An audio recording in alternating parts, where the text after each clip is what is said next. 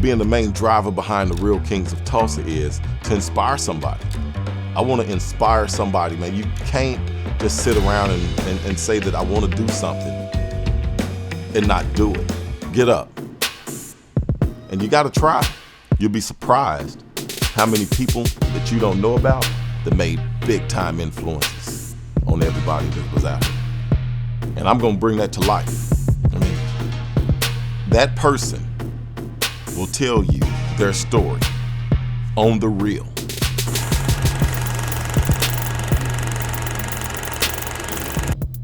What do you hope to achieve now that you're here with this? You know what I mean? What is everything moving towards now? Well, we talk about paying the purpose. Mm-hmm. And that may sound cliche-ish, but it's actually true. We're actually walking that out. I had to figure out how to turn all this pain and trauma into something meaningful and into something purposeful. We always say that out of unspeakable tragedy comes unspeakable good. And we believe that a lot of good has come out of our tragedy. And I don't think we would be here. I have to shout out North Tulsa and our community. It was like a community of angels that swarmed down and carried us. Like when Terrence was killed, I don't think they knew who they killed. Right. It's been a lot of folks that's been killed by the police and you'll never know their name. But my mom and dad served this community. They were pillars I'm riding their coattails. Everybody knows the Crutchers because they've served and they've sowed seed. And so here I come. I moved away to Montgomery, Alabama, and people were like, oh, where did little Tiffany come from? We remember her when she was a little girl, and then here I come having to be the spokesperson and really the kingpin of the family. And so I said, we're going to be a part of the change that we need to see for this community. And after Betty Shelby, they hate for us to call her name. Why? Why is that? Why? It's the narrative. It's all about who gets to control the narrative and tell the story. I mean, we can look back to Jim Crow. Every man, black man or woman that was lynched, the common denominator was a white woman. Woo. You were lynched because you were lynched because you looked at a white woman wrong. You were lynched because they may have thought you did something. Dick Rowland was getting ready to be lynched because he allegedly attacked Sarah Page in the elevator in Tulsa. And then you have one of the worst racial terror attacks. And here we are, almost 100 years later, a white woman said she had never been so afraid in her life because he looked like a bad dude. And then she kills him. He was bigger than life. And so the dude in the helicopter, that was a husband, right? Yeah, he was in there. That was rough, man. He the one yelling, he's a big bad dude. I don't know which officer said it was somebody. Two, but he was in there. And how does that work? And so when you think about even husband at the same scene, wife, TPD, nepotism, it's running rampant. And they don't want to say that. I mean, they are good at PR. And I think I've sort of been one of their biggest sort of thorns because I made a promise that I would not rest after she was acquitted. And get this, the jury even said that she should never be a patrol officer again. And what is she now? She ended up being hired. She quit because she wasn't going to survive a shooting review board. Mm-hmm. She knew it, so she quit first. I mean, they came in and helped this woman. Rogers County, I guess that's Claremore. Yeah. They hired her. She had a lot of issues there. They won't bring it up. They covered it up. Then she started teaching classes all over the country on how to survive the aftermath of a critical incident, an incident that Terrence did not survive. How do you go and capitalize off of the killing of a black man? The NRA said, hey, we want you to start teaching handgun classes because you're such a good shot. Seriously. Wow. That's real. So now I hear she's somewhere doing emergency nursing somewhere, an ER nurse, which I would be afraid for my life.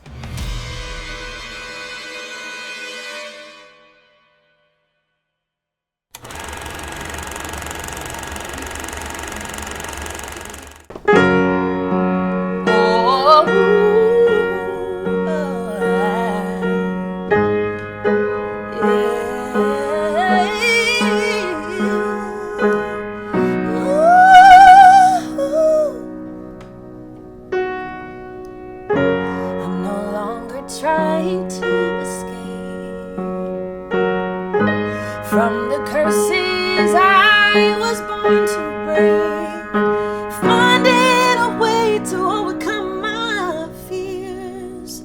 I'm strong enough.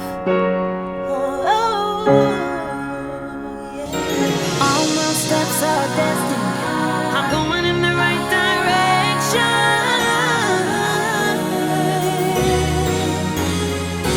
Gotta keep believing in myself. Gotta keep going, don't give up.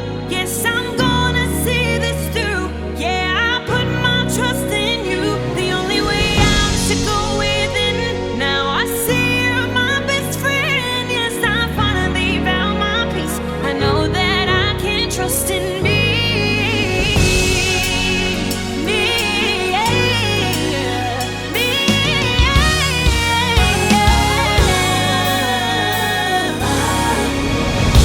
It's a blessing that I've come this far. 'Cause when you feel love, So you've been a star all your life. but I'm choosing gratitude. And when I say that, I mean, no, you really think about it like y'all, you a star. Thank you. Tell me about the journey on the 4. But before we get to the 4, do we need to go up to Puff Daddy and go ahead and just slap him one time, You know, or do we just need to let it? probably a couple slaps. We should slap him. Wouldn't hurt. Actually, would hurt because I was very anxious during that time. I was really very like, oh, I wanna, and I want God. I want you to do this, and I want to be on this. And you never know. You never know. So, but He's covered me my whole entire life. And I know that He really has a destiny and plan for me. So it was really it was so many tests within there, but it really was helping to cultivate. That was like the world I thought I wanted to be in. So it was great to just it was like a flash pass into it. I graduated college from the New York Film Academy like a couple weeks early and just went out there. So Let's do it. Let's do it. Let's hear what you got. Thank you, thank you.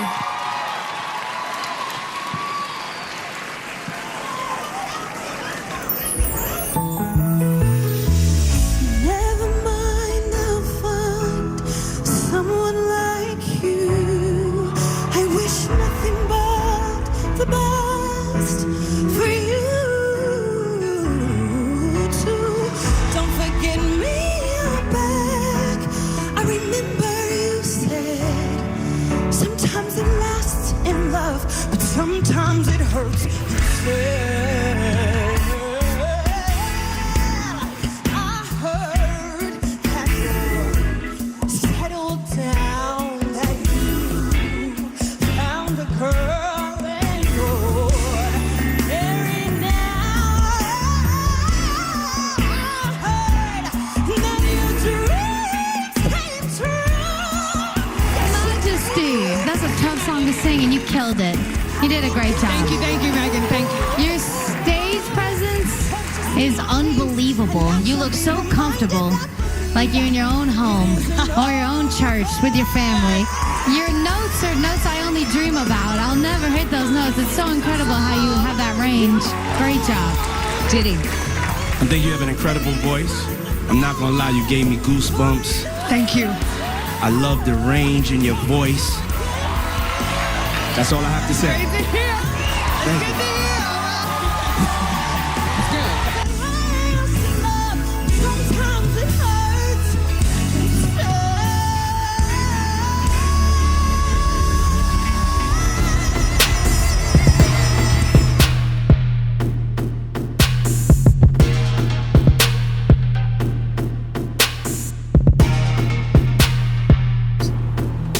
Let's see who's gonna win this fight. And that's how it is. That's what I say about Monroe too. Like all of these politicians, you just really want to let them speak and you choose. A lot of times we don't even listen to them. We just kind of go with the flow of whoever we thought our parents was gonna vote for, who we thought that was cool. But we need to listen to these people's policies. What's your plan for, because a lot of people, you got plans for North Tulsa. What's your plan for South Tulsa, or is that just all integrated? The top lines on the campaign right now, we've talked about really 4 things that have been that have taken really 5 things that have taken the most time and space and energy in the campaign. Number 1 has been ending homelessness. Number 2 has been reimagine the mayor's role in education, getting better student outcomes. Number 3 has been addressing our workforce issues, because this is a business owner. Everyone says unemployment's really low, but can't nobody find what they're looking for from a worker standpoint. That means we have this training gap that we got to address, and you do have to have a comprehensive picture of that. That's the only way to grow an economy. So that's to that end. The 4th has been around making this the safest big city in the country. And number 5 has really been how do we co-govern with tribes. Tulsa is all Indian reservation. The entire city is Indian reservation, largest city in the country that holds that distinction. So those are like the top 5 kind of universal things that we think about. I think as we think about the different pockets of town, I was at a Brookside Neighborhood Association town hall, and they said, "What are your plans for Brookside?" And I said, "Well, my plan is to ask you all, what do you want in Brookside? My accountability is to deliver that. I'm not running for mayor to tell people in South Tulsa what they need. I'm running for mayor to be a partner with people in South Tulsa. So as they talk about the things and wants and needs for their community, and South Tulsa is not a monolith, that we're thinking about that neighborhood. And then my accountability as mayor is delivering on those things. I don't want to be a mayor who does things to people or for people. I'm doing stuff with people, and that's why I'm running. So when I talk about being values aligned and how we want to make the city where it is, I'm not talking about the binary track between Democrat or Republican, conservative or liberal or anything like that. Our number 1 question in this community is how we're going to live together. And that means that we all have to come together and figure out what we want that community to look like. And my accountability as mayor is to engage folks, be in response to it, and delivering. And that's what I'm running to do.